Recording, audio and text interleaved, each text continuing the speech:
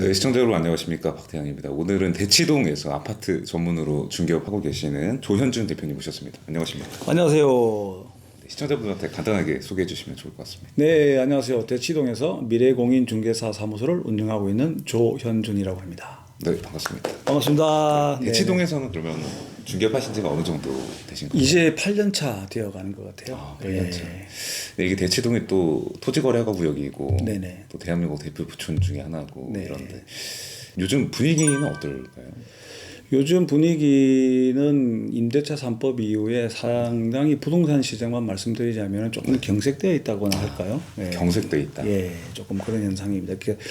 예전에는 그 학군 차자, 네. 그 학교 배정을 위해서 이제 이 전월세 수요가 많았었는데 네. 지금은 거의 뭐 찾아볼 수 없다라고 이야기할 정도로 네. 그만큼 수요가 급감된 그런 상황입니다. 네, 네. 그러면 지금 이 시점에 대치동을 찾는 뭐 그 전세 수요자든 그 매수 수요자분들은 보통 어떤 분들일까요? 통상적으로 이제 저희가 전월세나 아니면은 매매 투자해서 이렇게 들어오시는 들 보면은 네. 통상 좀 전문직 그리고 대기업 공기업의 임직원분들이 네. 대부분이라고 보시면 될 것 같아요. 네. 예. 그러면 그 대치동이 물론 이제 유명한 지역이고 대한민국 대표 부촌 중에 하나지만 잘 모르시는 분들을 위해서 대치동 이제 전문 중개사로서 대치동에 대해서 좀 이렇게 소개를 해주신다 그러면 뭐 장점은 어떤 게 있고 뭐 이런 것들. 예, 네. 그 대치동은 크게 한 4구역 내지 5구역 정도는 나눌 수가 있을 것 같아요. 네. 그 일단 우선적으로 하나는 이제 그 대치 사동이라고 해서 네. 주택 그 빌라 네. 지역이고요. 두 번째는 이제 희문 중고등학교 학군이라고 할 수 있는 이제 그 대치 현대아파트 위주의 블록. 네. 그 다음에 뭐 대치동 하면 뭐 흔히 엄마 아파트. 네. 예. 예, 그 엄마 아파트 지역과 네. 더불어서 지금 뭐 한 5, 6년 전에 그 신축으로 들어왔었던 레미안 대치 팰리스 네. 그 지역이 있겠고 네. 그 다음에는 뭐 흔히 또 대치동 하게 되면 최고의 부촌이라고 할 수 있는 우성미라고 하죠. 네. 예, 개포 우성, 성경, 미도가 네. 있는 그런 지역으로 나뉠 수가 있겠습니다. 네. 그럼 대치동이 아까 전에도 이제 최근 부동산 네. 뭐 정책 관련된 내용들 때문에 좀 경색돼 있다 말씀해 주셨는데 네. 내년 중순이 네. 이제 임대차 3법 후폭풍으로 네. 좀 떠들썩할 거다 이 임대 시장이. 그러니까 이런 예상이 많은데 대치동도 비슷한 흐름을 보인다고 보면 비슷한 흐름을 탈 것 같아요. 그 예상을 해보면 지금까지 이제 전례 사례가 어떻게 형성됐는지를 간단하게 말씀드리는 게 아마 그 이해를 그렇죠. 돕는 데 도움이 될 것 같아요. 그 저희가 이제 그 2년 전에 계약했던 레미안 대치 팰리스 아파트 같은 경우에 이제 전세 가격이 그때 당시에 16억에 했었는데 네. 2년 사이에 10억이 전세가 뛰었거든요. 네. 그래서 그 어떤 분들은 그 뭐 10억, 16억에서 26억의 전세를 감당을 못 하시는 분들도 있지만 대치동에서는 감당을 하시더라고요. 네. 그래서 오히려 나는 계약 갱신 청구권을 사용하지 않겠다라고 해서 10억을 네. 상승시켜서 재계약 갱신을 하는 경우도 있었고 네. 그래서 이런 사례가 계속 나올 것 같아요. 대치동에서는 뭐 10억이라고 하는 전세 보증금을 올려주더라도 계속해서 학교, 학군 때문에 수요가 계속 받쳐줄 거주를 해야 되는 분명한 수요가 있고 그런 같은 경우는 신축 아파트 격인 레미안 대치 팰리스의 경우인 거고 그리고 이제 대치동은 대부분 좀 구축 아파트이거든요. 오래된 아파트이다 보니까 레미안 대치 팰리스만큼 가격을 올리려고 하다 보니 실내 내부 인테리어 같은 경우도 수리를 해줘야 되는데 또 그런 비용도 사실 만만치 않아요. 그러다 보니까 자 시세 가격은 오르는데 그만큼 받고자 하는 욕심은 생기지만 실내 내부가 시원찮다 보니 예를 들어서 6억이었던 전세 가격이 적어도 10억은 받아야 되는 그런 수준인데 그렇게 받지를 못하고 한 8억 선, 8억 5천으로 또 그치는 경우가 있어요. 그래서 전세 가격이 그렇게 폭등해서 올려주는 경우도 있지만 그냥 일상적인 정도의 가격 정도로 올려주는 그런 것들이 있다라고 해서 이런 두 개의 시장이 같이 존재하지 않겠냐라고 하는 생각을 해봅니다. 그 대출 규제 나오면서 네네. 최근에 뭐 그런 얘기 많이 하거든요. 뭐 대세 하락이 시작됐다, 매수세가 완전 끊겼다, 막 이런 얘기 많이 하는데 대치동 같은 그러니까 서울 주요 지역은 사실 원래도 대출 안 나오는 경우가 많았으니까 15억 초과되고 뭐 토지 거래하고 구역이고 이래서 그냥 일반적인 생각으로는 영향이 없지 않을까 그런 데는 실제로 그 대치동 아파트 같은 것들 중개하시면서 느끼시는 건 어떤가요?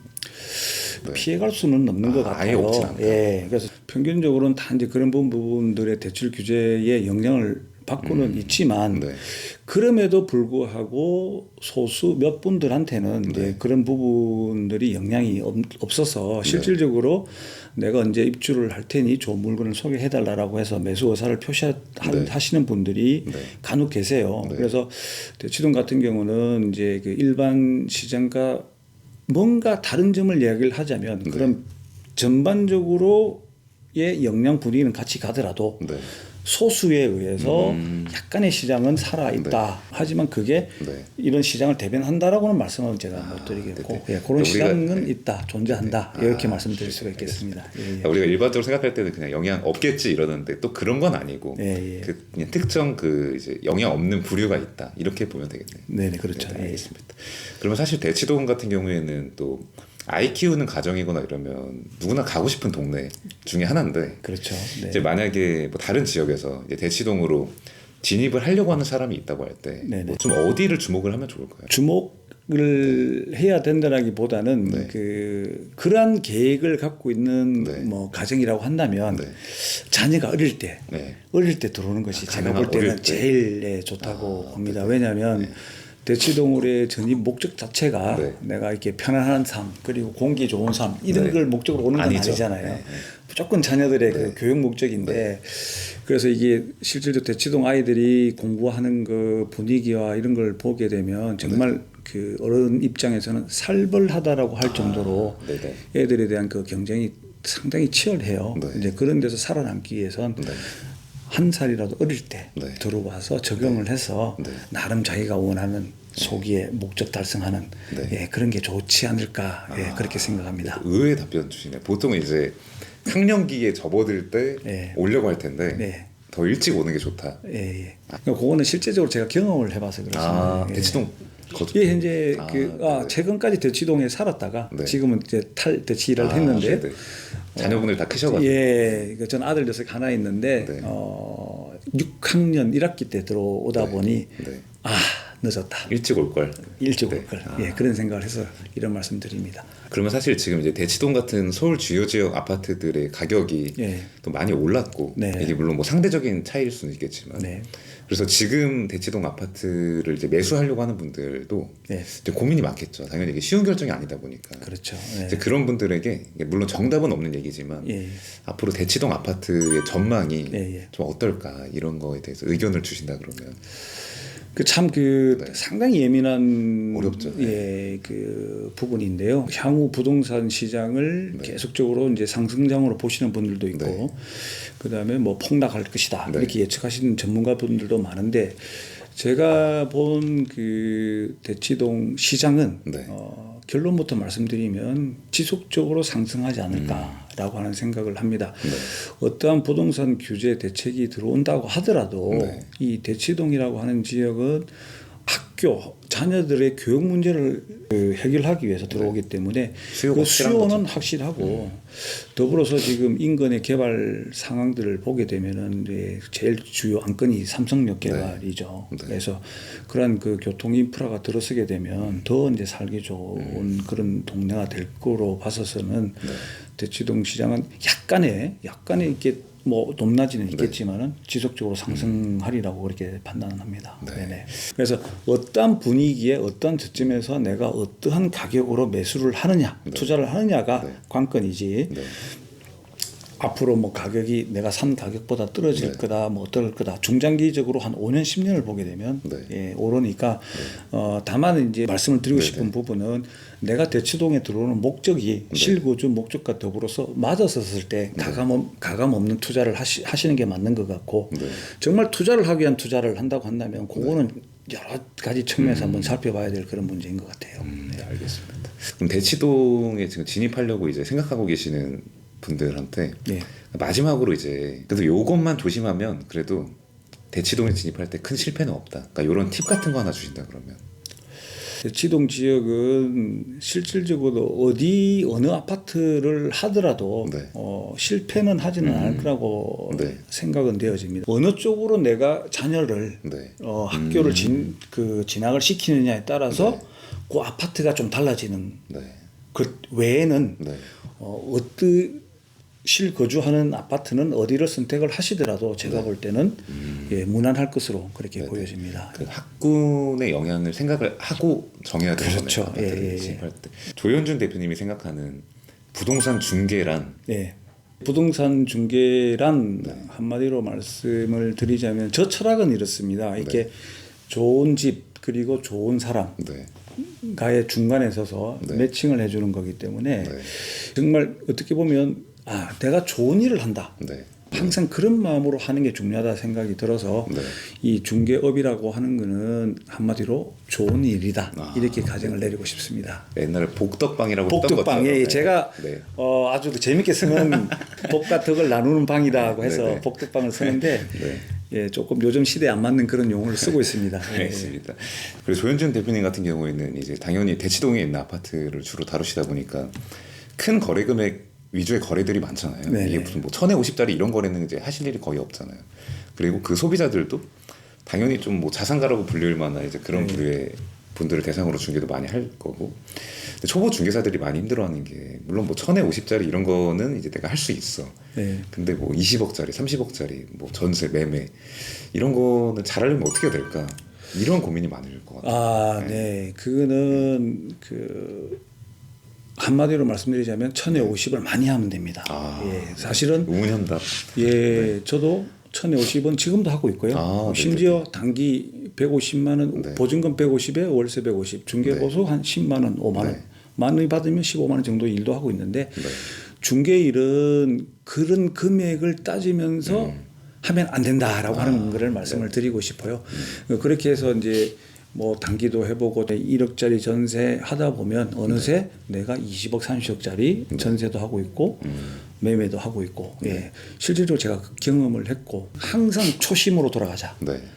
고객 만족을 위해서 예, 초심을 돌아가자. 제가 세운 모토는 그 SKT라고 하는 영어 약자를 따서 했는데 S는 satisfaction이라고 해서 고객 만족, 그 다음에 K는 kindness라고 해서 고객 친절, T는 트러스트라고 해서 고객 신뢰.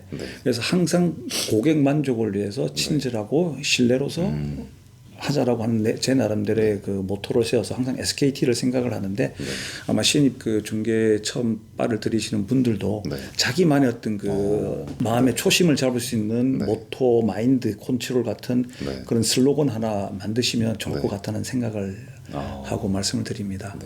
아파트를 다루는 중개가 이 공인중개사라는 분야 안에서 가장 먼저 그 AI 인공지능한테 먼저 역할을 줄 것이다. 그러니까 다른 뭐 상가나 이제 빌딩 같은 것들은 좀 획일화되지 않기 때문에 이런 것들까지 이제 AI가 처리하려면 더 좀 후회될 것이고 아파트는 좀 상대적으로 획일화돼 있기 때문에 그게 인공지능한테 먼저 역할을 줘야 될 것이다. 이런 또 전망을 얘기하는 경우가 사실 많았어요. 근데 이런 거에 대해서 대치동 아파트 전문 중개사로서 어떤 의견이신지? 그래서 저도 사실 그런 부분들에 대해서 상당히 좀 걱정스럽고 고민이에요. 그래서 저도 제가 갖고 있는 이거 직업 자체가 그런 AI나 아니면은 그 로컬 부동산이 대형 플랫폼에게 이런 그 직업 자리를 뺏기지 않을까라고 해서 사실은 전전긍긍까지는 않지만 그래도 고민이 많습니다. 많은데 근데 이제 아까 말씀하셨듯이 빌딩들은 획일화되어 있지 않고 여러 가지 이제 그 형태가 다 달라서 AI가 좀 접근하기 힘들다라고 하는 부분을 말씀하셨는데 아파트도 어떻게 보면은 이제 아파트의 제일 중요한 점은 뭐냐면 주로 실거주를 하면서 사용을 하다 보니 이게 이제 그 우리 물건도 그렇잖아요. 누가 사용함에 따라서 이게 새 것처럼 사용하시는 분도 있고 막 사용하시는 분들도 있잖아요. 과연 그런 AI들이 물이 누수가 어떻게 되고 육안으로 보지 못하는 그런 부분을 AI가 처리를 할 수 있으면 모르겠지만은 이제 그런 부분들까지로 생각하면 뭐 여기 아직까지는 이게 실질적으로 사람 눈으로 확인해야 되고 막 이렇게 이야기를 듣고 이야기를 그 처리를 해야 되는 그런 부분이 있기 때문에 그래도 당분간은 그래도 부동산 중개에 사람은 필요할 거다라고 생각되는데 워낙 지금 뭐 기술이 급속도로 이렇게 발전하다 보니까 사실 그런 부분은 저도 많이 걱정하고 있는 부분입니다. 물론 같이 걱정은 하고 있지만 이게 아파트도 외부에서 보는 것처럼 그렇게 업무가 획일적이지 않다. 네, 그런 말씀드리고 싶어요. 알겠습니다. 지금 진입하려고 하는 또 신입 중개사들이 당연히 있지 않겠습니까? 네네. 이제 그런 중개사들한테 해주고 싶은 이야기 선배로서. 이 공인중개사 직업이 사실은 그 쉽지는 않습니다. 그래서 이 공인중개사는 기다림의 미학이다라고 하는 말씀을 드리고 싶어요. 무슨 일이냐면은 정말 기다려야 됩니다. 그래서 결정도 기다려야 되고, 그 다음에 물건도 기다려야 되고, 모든 걸 기다려야 되는데. 사실 기다리다 보면 이 스트레스가 엄청 쌓여요. 연락을 준다 하고 화멍차사야. 그죠? 그리고 결정을 하겠다라고 하고 기다리고 있으면 다른 결정을 했다 그러고 이럴 때가 한두 번이 아닙니다. 그래서 그 기다림에 대한 스트레스라고 하면 아마 이 방송 보시는 공인중개사분들은 다 공감하실 거예요. 예. 하지만 그런 그 기다림을 즐길 줄 알면 내성이 쌓이고 그런 거에서 공인중개사로서의 성공의 길로 갈 수 있는 가장 빠른 지름길이 아닌가. 절대 기다린다고 해서 스트레스 받으시면 안 되고 즐기시라. 그 말씀 드리고 싶습니다. 알겠습니다.